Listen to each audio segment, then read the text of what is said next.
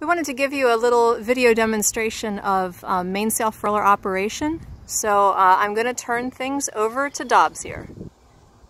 Okay, first step is putting it on ratchet. Now back to the cockpit. Boom vang and main sheet are both eased.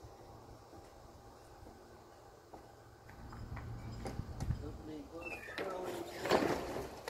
Jipo.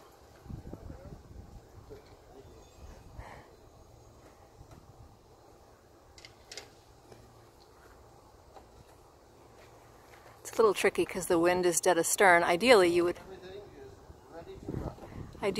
have the wind kind of on a close reach while you're putting things away.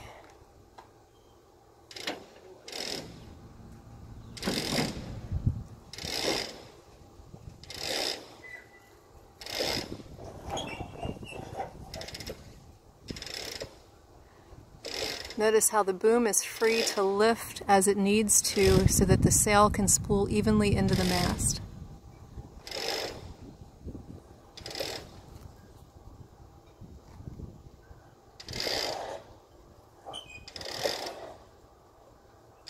What you want is, as wrinkles develop, they should never get too big and they should always work their way out. See, there goes those wrinkles as the sail goes away.